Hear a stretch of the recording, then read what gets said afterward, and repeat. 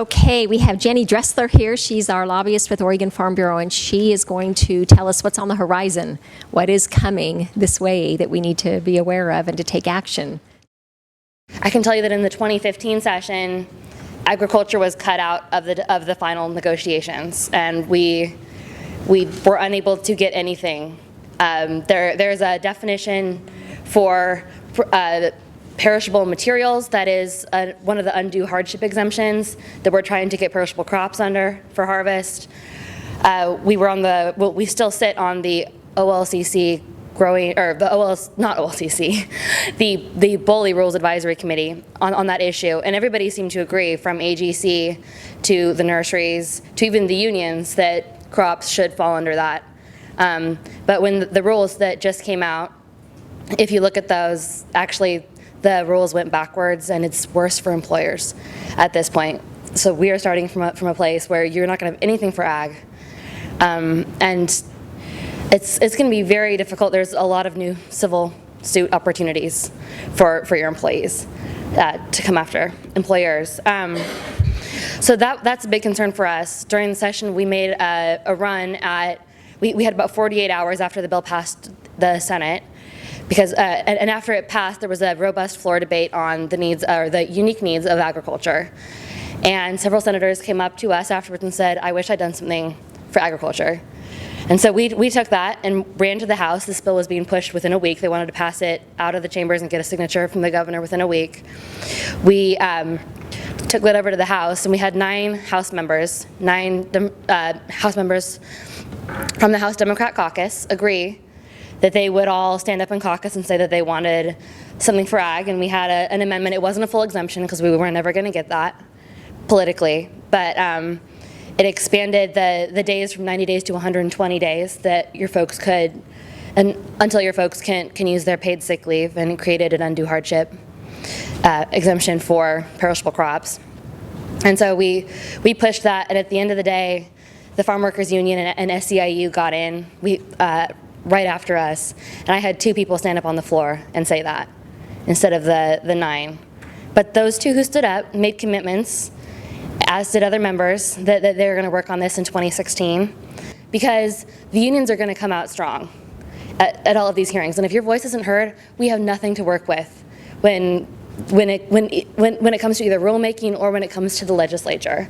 So I would ask all of you to, number one, submit comments if you feel compelled to, and then that's a great way to support the effort. But second, if you can make it to one of those hearings, that is critical that Bully and that their legislative director, Paloma, and the commissioner hear why this is really important for agriculture and how this is really going to hurt ag employers.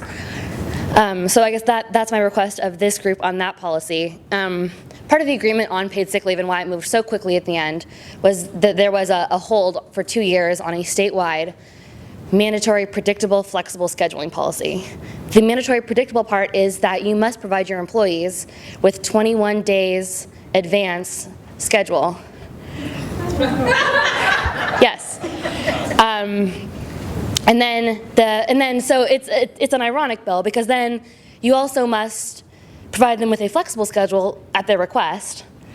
If they have a second job, if they have a family, if they have elderly parents, or if they want to attend school, or if they're in training, in some workforce training program. So that's pretty much everybody falls in that class. This fight was actually had this past year in the California legislature, and agriculture was exempt from that bill because it's impossible. You just can't plan on a 21-day schedule. But the bill was defeated. It was left to restaurants and to groceries were the two that were left in. And that bill was defeated on a pretty good margin. That doesn't mean that legislators in Oregon aren't really excited about this policy, because they are. And that was one of the reasons that paid sick leave moved and so quickly and that nobody else could get in, is that a deal was struck that they're not going to do this for 2 years. So that's something to be aware of. We will keep you all informed as that moves forward. Farm Bureau has a seat on the task force to talk about that and the impacts, and our hope is to get an exemption written in before this even makes it into bill form. So that's that policy. I'm sure you all have heard a lot about minimum wage and what is happening there. The speaker announced that she's going to be pursuing a $13.50 minimum wage over 3 years, so that'll be implemented fully in 2018 in the 2016 legislative session. There is no ag exemption. We are starting with no exemptions except for certain public employee unions, which is a little ironic.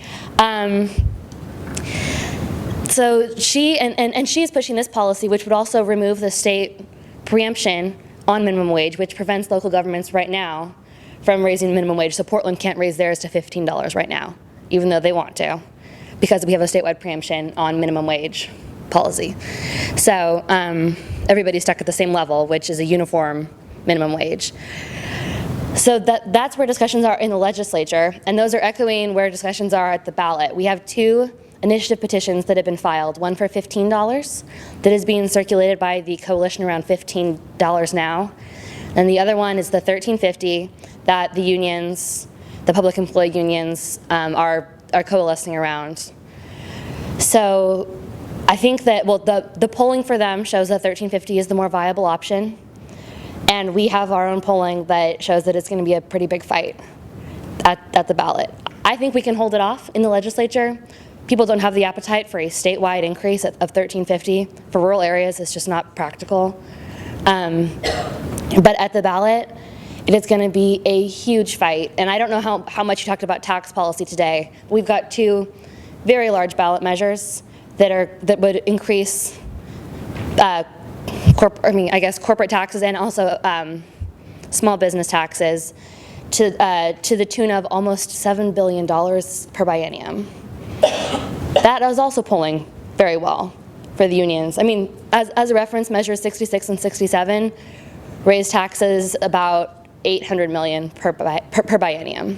So we're looking at a $7 billion increase over 2 years. And they're running this because there's a right to work case at the Supreme Court, and they're going to run everything that they have because they're afraid they're going to lose, and that they're going to lose their automatic membership and the dues that they get through that. But it's going to be in a very expensive year for us, protecting employers from these ballot measures, the 2 tax measures, which are huge, and then the minimum wage.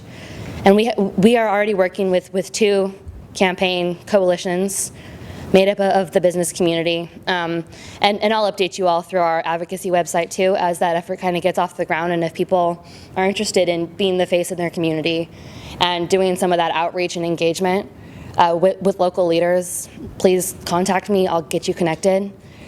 We'll start getting the message out, how these policies would impact Oregon agriculture and small employers in general.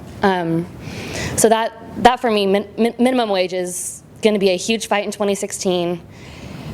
We don't really know what's going to happen right now. There's a lot of talk about different ways that it could go, from a regional minimum wage to just lifting the preemption and allowing municipalities and counties to raise their own minimum wage. So, which would be probably Portland and Eugene, maybe Hillsborough. So that's where discussions are at there. And I think that's, gosh, that might be all the good news I have for you today on those. I guess the good news is we were able, because paid sick leave took such a spotlight in 2016, we were able to hold off almost everything else, including giving bully cease and desist authority over employers, which was essentially hot goods authority, is what we argue, that they could come in and shut down a business for a wage and hour claim. For a claim it didn't even have to be verified. So, and we fought that for 3 months and ended up winning that battle. And I doubt that one's coming back, because it was a PR nightmare for them at the end of the day. So as a community, everybody stepped up. The business community, we had farmers calling. I counted probably 500 messages from Farm Bureau members that came in on that bill alone, which is huge. And I think it just echoes underscores the importance of all of your engagement in this. Because these are tough times, not only for business, but for ag production. We're in so many fights there. And the thing that I heard last session from legislators is, wow, you guys have really stepped up. Your grassroots, I'm hearing from your folks. They're calling me, they're inviting me out to talk to them, and that matters. That's what helps us stop some of these policies, so, or at least temper the impacts on agriculture. So that is what I have for you today. Thank you, Roberta, for letting me come and talk. And Anything about the meeting coming up on Wednesday? I'm just curious. I'm happy to talk about it. About your numbers. So we had a marijuana presentation during session, and I don't know what interest this is to this group, but during session there was a lot of talk from the marijuana community about how they wanted to open up different ag statutes and make them work for marijuana because they are everybody's favorite crop. This dialogue was very concerning for us, and we actually had a group of conventional growers, I would say, some of the businessmen who were interested in investing and building out some greenhouses and warehouses approach us and asked essentially to be a part of our community. They wanted to follow the rules, and they didn't want to step on our toes. So we kind of took that group, talked to them about some of the issues and what they were. Highlights include, they listed out about 50 different pesticides that they use. All of those are off-label. Yeah, there's no label. There's no pesticide label for cannabis, nor is there one for industrial hemp right now. Same plant. So, and then another one is ag water quality. I had somebody come up and tell me, oh, I just dumped my wastewater on the ground. Next time I'm like, oh my gosh. I mean, they have vats of fertilizer, just vats of fertilizer that they, in their warehouses. Well, the majority of folks probably in the Southern Oregon area, the outdoor growers, I would say a solid 80% are probably growing for commercial purposes off of domestic exempt wells, and they didn't realize that they needed a water right. So that's going to be a shock. There's a lot of issues here integrating this new crop in Oregon. So we decided to put on a workshop. We had originally scheduled to host it here at Farm Bureau. I thought I'd get about 60 people per workshop. I didn't get a lot of interest. I sent it out to the lobbyists. There's 20 different lobbyists for marijuana, just as a reference. That is how powerful they are right now. There's a lot of money there. Yes? Do you have any indication if they're going to have to be Global Gap certified?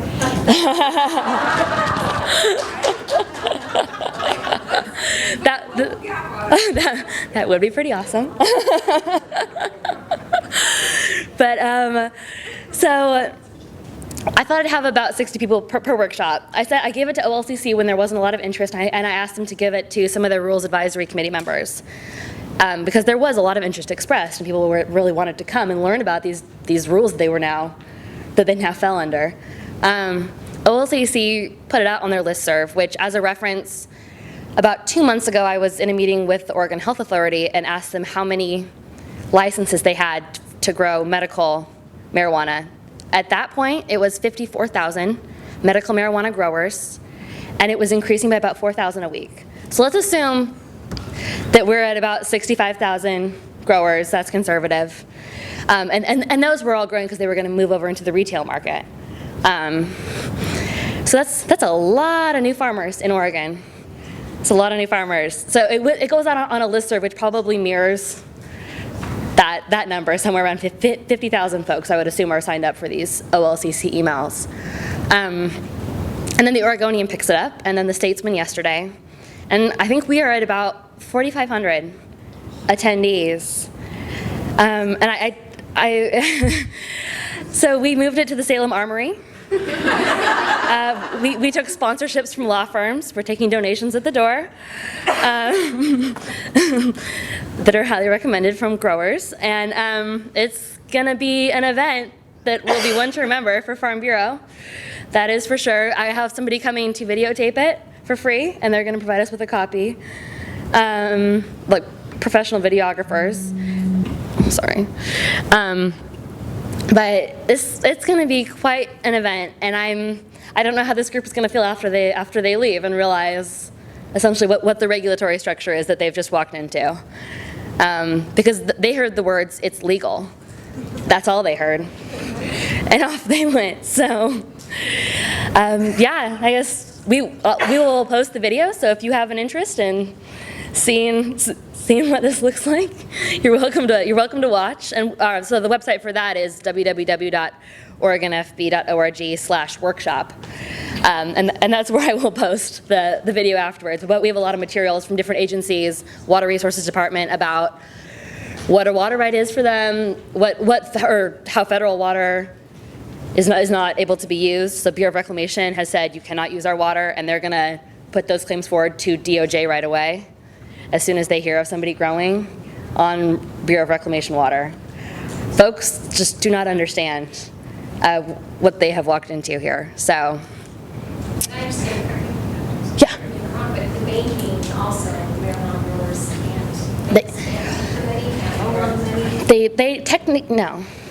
They cannot. And so in Colorado, a couple of the very small, of the small independent banks or credit unions have kind of stepped into that territory.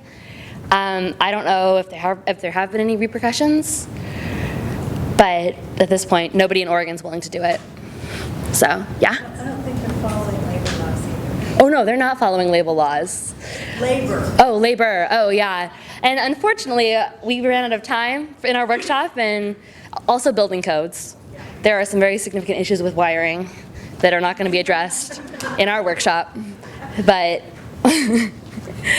yeah, so. Oh, Yes. you're right. They can sign up first. That would be, I don't want that.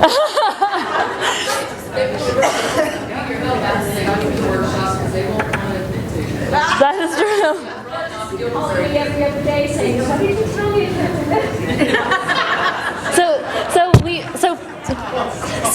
So Farm Bureau was at the Oregon Hemp Convention. We were invited by the hemp growers, who we worked with a little bit. So we went to the Oregon Hemp Convention over the weekend and staffed that, and that is not about hemp. I didn't think it would be, but it really wasn't. And the demographic that you're speaking to there is, they are starting from ground zero on what is government, what are laws. Do I really have to follow them? So the issue with pesticides is that, we've told them it's off-label, you cannot use them, and they say, well, we're already kind of flying in the face of the federal government. Like, why would they care for using pesticides? Like, yeah.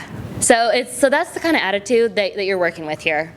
But with some folks, other ones have approached us and said, we want to work with you on a special local need pesticide registration, so that hopefully in a couple of years that they could use a fungicide or a miticide.